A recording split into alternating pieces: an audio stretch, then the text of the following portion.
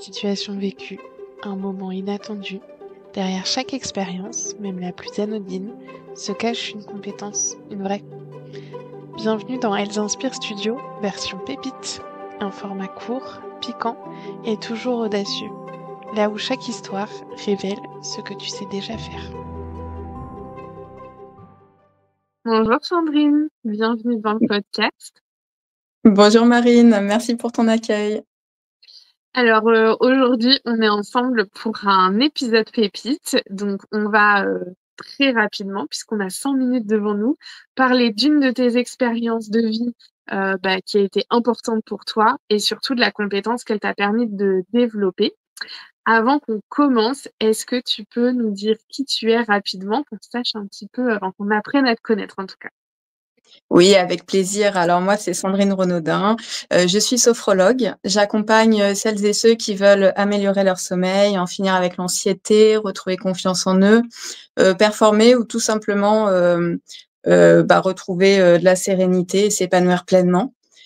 Donc moi, j'apporte vraiment beaucoup de douceur et une écoute bienveillante avec des outils concrets de sophro et autres qui permettent vraiment de transformer la vie. Moi, ce qui m'anime vraiment dans ce métier, c'est de voir les gens petit à petit qui évoluent, qui se redressent, qui reprennent confiance en eux et à un moment donné, ils se disent bah oui, en fait, moi aussi, je peux le faire. Et ça, c'est le plus beau des cadeaux.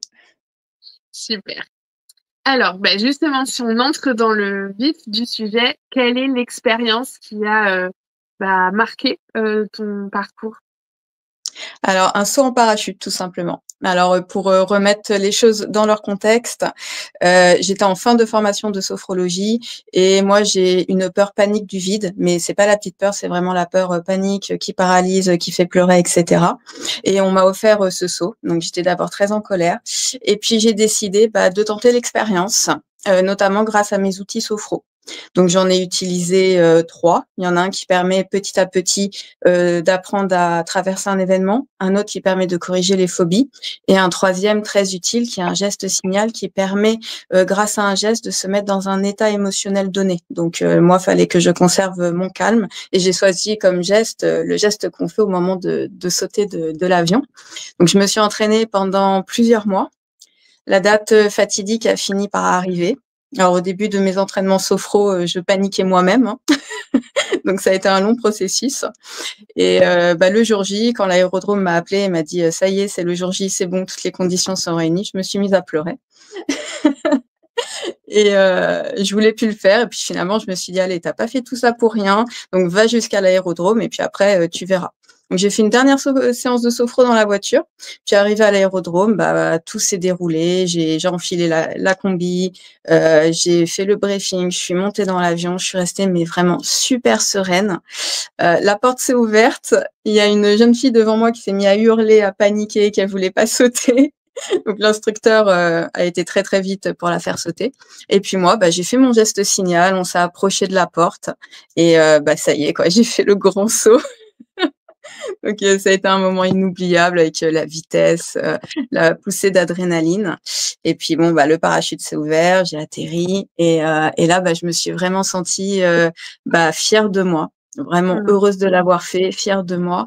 Et depuis, quand je doute ou quand j'ai peur de faire quelque chose, que je m'en crois pas capable, j'ai ma petite photo de mon saut en parachute et je la regarde et je me dis, tu vois, tu as sauté d'un avion, alors ça, tu peux le faire, ça à ta portée.